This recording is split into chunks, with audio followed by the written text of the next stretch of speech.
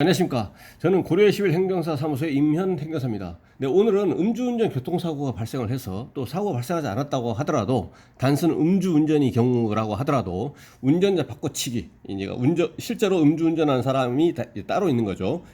그거에 대해서 이제 살펴보겠습니다.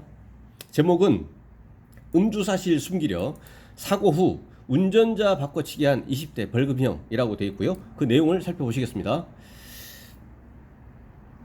네, 음주 사실을 숨기려 교통사고를 낸 뒤 운전자를 바꿔치기 한 20대가 벌금형을 선고받았다. 20일 법조계에 따르면 대전지법 형사 6단독은 지난 8일 범인 도피 혐의로 기소된 A씨 20세입니다. A씨에게 벌금 400만 원을 선고했다. 또 A씨의 범행을 도와 범인 도피 방조 혐의로 함께 재판에 넘겨진 B씨 22세는 벌금 250만 원을 선고받았다.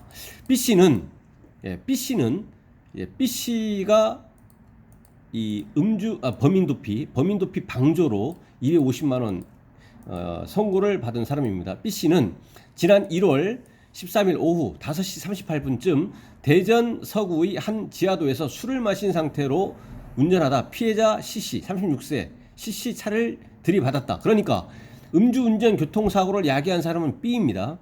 B가 음주 상태에서 운전하다가 차대차 교통사고를 야기했고, 이 사고로 B씨 차는 중앙분리대를 넘어 반대차로 벽에 충돌했다. 예. 그래서 B씨가 C씨 차를 차대차 충격을 해서 B씨가 교통사고 야기자입니다. 가해자가 됩니다. 그 B씨 조수석에 타고 있던 A씨, 그러니까 A씨가 B씨 차량의 조수석에 타 있던 겁니다. A씨는 사고가 발생하자 B씨에게, 운전자에게 자리를 바꾸자고 제안했다. 그러니까 B씨가 먼저 바꾸자, 이렇게 한 것이 아니라 그 조수석에 타고 있던 A씨가 B씨에게 바꾸자 이렇게 했다는 겁니다. 경찰에도 내가 운전했고 B씨는 옆에서 잤다라고 허위 진술한 것으로 전해졌다. 당시 B씨는 경찰에 자고 있어 사고가 어떻게 나는지 모른다고 거짓말을 한 것으로 알려졌다. 그러니까 A씨하고 B씨의 그 경찰에서의 진술은 이제 그 일치하는 거죠. 실제로 이제 실제로는 B씨가 운전을 했고, 그다음에 조수석에 A씨가 타고 있었는데 진술하기는 A씨가 운전을 했고 B가 옆에서 잤다 이렇게 이제 거꾸로 얘기한 거죠. 그래서 허위 진술을 일단 했습니다. 재판부는 결론은 뭐냐? B씨가 법령 기준을 초과하는 음주운전을 했는지는 이제 불분명하다. 이것이 이제 운전자 바꿔치기를 하는 이유가 이제 음주운전 처벌이 두려워서 하는 경우가 대부분이죠. 그래서 여기서 이 재판부의 판시한 내용을 보면 법령 기준을 초과하는 음주운전을 했는지 0.030% 이상인지 아닌지는 분명하지 않다. 이 뜻은 뭐냐면 음주운전 처벌은 어렵다는 얘기죠. 불가능하다는 얘기입니다. 그래서 음주운전은 여기서 불성립, 처벌이 되지 않습니다. 그래서 음주 사실을 숨기기 위해서 범행을 저질렀다며, 그러니까 여기서 이제 경찰에서는 실제로는 이제 B씨가 운전을 이제 했는데 또 진술은 A씨라고 했기 때문에 이게 허위 진술인지 아닌지 이런 음주운전 혐의에 대해서 이제 수사를 하고 있고, 여기서 둘 다 경찰의 수사를 받고 있는 형사 피의자의 신분이 있기 때문에 이제 범인 은닉 또는 도피와 해당하는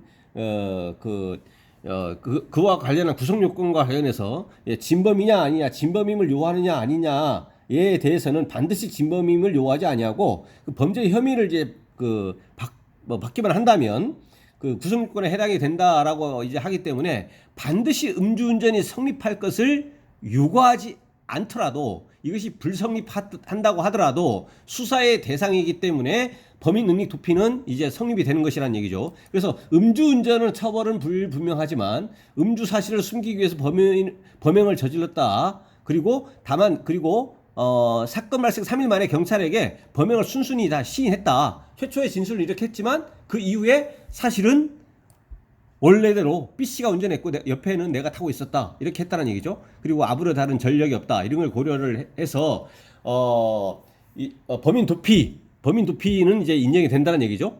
그거에 대해서는 처벌은 했지만 음주운전은 이제 면했다는 얘기입니다. 여기서 이제 판시의 내용은 그래서 음주운전 처벌은 피했고요. 그러니까 음주 수치가 이게 특정이 안 된 걸로 추정이 됩니다. 음주운전으로 특정이 되기 위해선 음주 수치가 정확하게 특정이 돼야 되고 운전 사실이 또 인정이 돼야 되는데 여기서는 이제 운전 사실 자체도 A냐 B냐 뭐 이런 불분명한 것이 있고 또 경찰에서 진술을 다시 번복해 가지고 원래대로 사건 발생 3일 만에 범행을 순순히 시인했다는 것이 사건 발생 3일 만이지 않습니까? 그러하기 때문에 음주 수치를 특정하기가 굉장히 곤란했을 것이다라는 얘기죠. 그러면 음주운전 처벌은 어려운 것이고 그렇지만 이제 형사 피의자의 신분에서 범인도피를 했기 때문에 범인도피 그리고 범인도피 방조 혐의로 처벌의 대상은 되었다라는 취지의 언론 보도 내용입니다. 네, 오늘 내용에 대해서 질문 있으시면 댓글 남겨주시고요. 그러면 대댓글이나 별도 영상으로 답변 드리겠습니다. 네, 오늘 영상의 내용이 도움이 되셨다면 구독, 좋아요 부탁드리겠습니다. 네, 감사합니다.